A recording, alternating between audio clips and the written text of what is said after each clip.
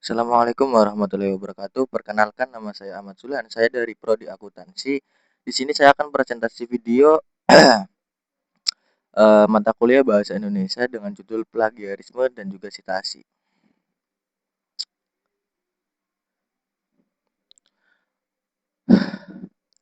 Halo teman-teman sekalian, pada tahun 2022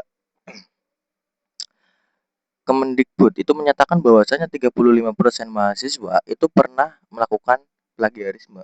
Dan juga menurut Asosiasi PTN, 50% skripsi itu mengandung indikasi plagiarisme di beberapa kampus.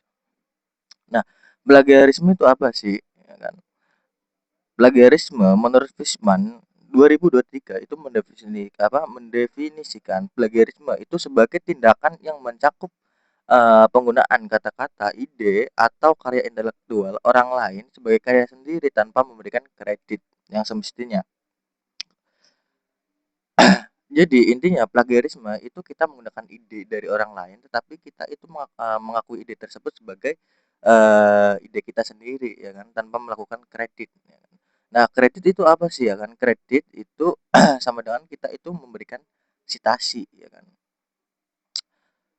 Nah, citasi itu apa? Citasi adalah sebagai serangkaian informasi yang mengidentifikasikan sumber dari mana suatu informasi itu diperoleh. Jadi citasi itu sama juga dengan kita itu memberitahukan kepada orang lain bahwasanya informasi ini saya peroleh dari ini loh, dari profesor ini loh, dari mana gitu ya kan.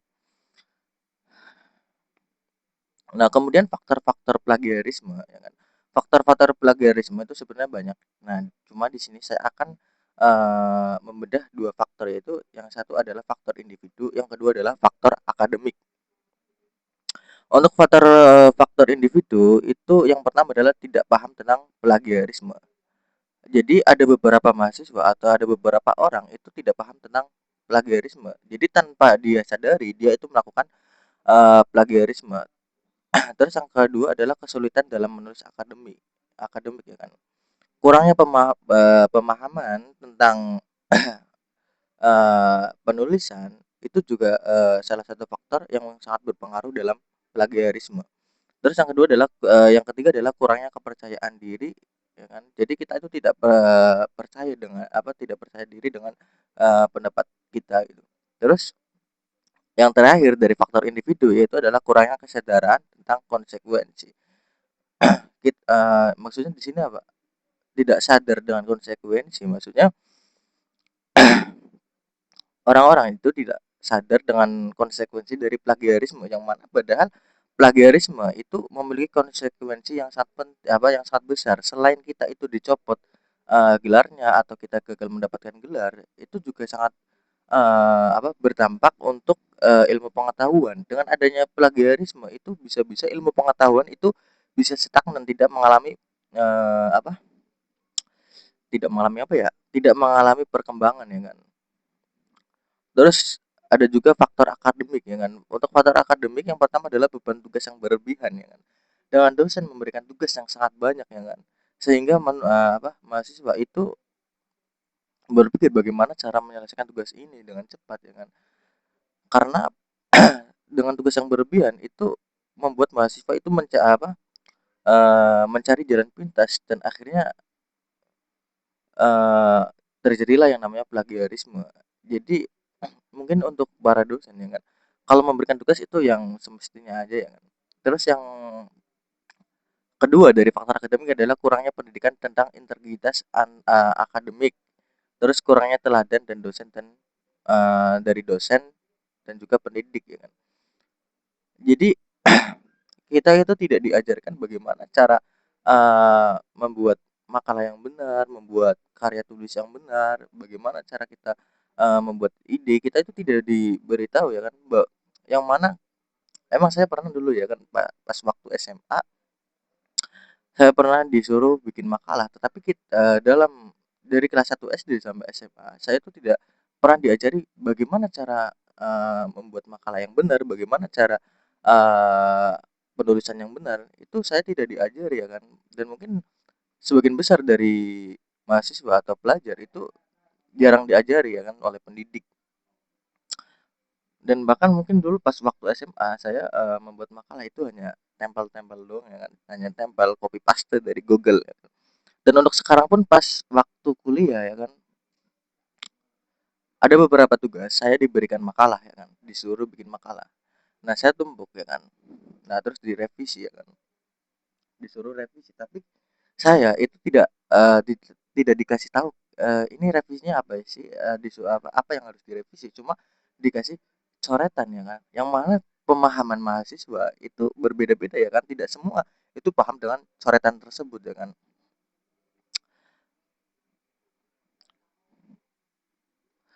Terus untuk kemudian itu adalah tujuan citasi ya kan. Nah, antara plagiarisme dan citasi tentu sangat, apa, sangat berhubungan ya kan.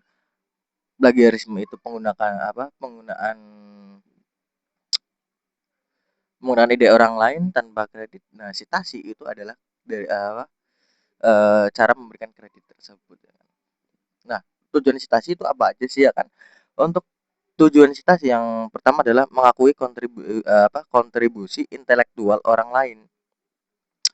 Yaitu kita mengakui bahwasanya dalam penulisan kita atau dalam karya tulis kita itu mengakui ada kontribusi dari orang lain ya kan? Dari para dari teori-teori yang dibuat oleh para pendahulu ya kan. Terus memungkinkan verifikasi ya kan. Jadi kita di era sekarang kita kan belajar dari kita itu menggunakan di era sekarang kita itu dari teori kemudian ke bukti ya kan. Nah, terus dalam berpendapat ya kan, kita itu harus menggunakan teori orang lain atau tendensi orang lain. Contoh seperti ini. Saya pernah mengikuti bats masail, yaitu adalah musyawarah dalam ilmu nahwu ya kan. Nah, di situ saya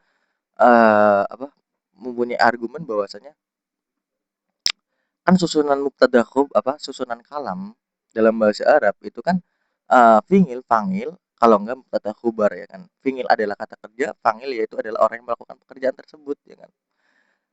Nah, tetapi di situ saya mempunyai pendapat bahwasanya fa'il itu bisa didahulukan sedangkan fi'il itu bisa diakhirkan atau fi'il muakhir ya kan, dan juga fa'il muqaddam ya kan.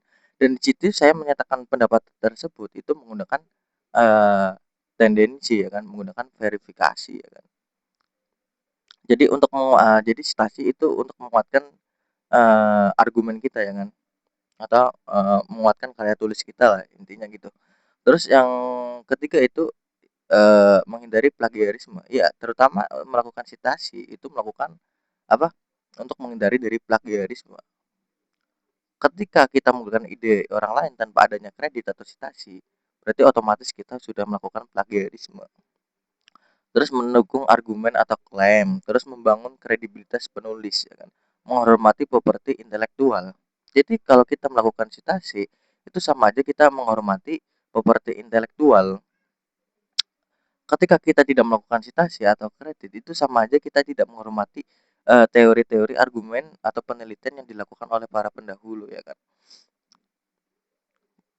Oh, para pendahulu sudah capek-capek mikir ya kan, mikir melakukan penelitian ya kan. Masa kita cuma tinggal make tanpa adanya kredit ya kan, tanpa adanya citasi. Ini kan enak kita dong ya kan. Jadi kita harus melakukan citasi ya kan. Terus unsur-unsur plagiarisme apa sih? Yang pertama ya sudah jelas penggunaan ide, kata-kata atau karya orang lain, tidak perlu dijelaskan lah ya.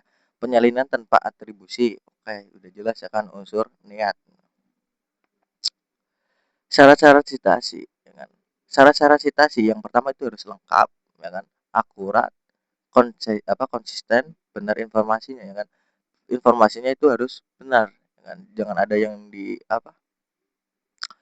ada yang disalahkan dikit lah kata-katanya atau apanya gitu. Harus lengkap ya kan. Oke, yang terakhir adalah kesimpulan ya kan. Nah, oh ya, di makalah ini di PPT ini saya ada kekurangan. Tadi saya tidak menyebutkan konsekuensi dari plagiarisme itu apa aja. Jadi di sini saya akan menyebutkan di kesimpulannya kan. Kesimpulannya yaitu plagiarisme itu adalah karya orang lain tanpa atribusi. Intinya plagiarisme itu adalah penggunaan ide orang lain tanpa adanya atribusi. Dan juga untuk plagiarisme itu untuk kesimpulannya itu tidak boleh dilakukan, dan ketika kita menggunakan karya orang lain kita harus melakukan citasi. Dan ketika kita melakukan plagiarisme pasti ada konsekuensinya ya kan. Kalau untuk konsekuensi untuk diri sendiri itu adalah satu, pembatalan nilai, pencopotan gelar, dan juga kerusakan reputasi. Kemudian untuk apa sih namanya? Untuk ilmu pengetahuan, tentu saja ilmu pengetahuan tidak akan berkembang ya kan dengan adanya plagiarisme. Oke, oleh karena itu di sini saya mau mengajak untuk kalian semua jangan melakukan plagiarisme ya kan. Oke, terima kasih. Wassalamualaikum warahmatullahi wabarakatuh.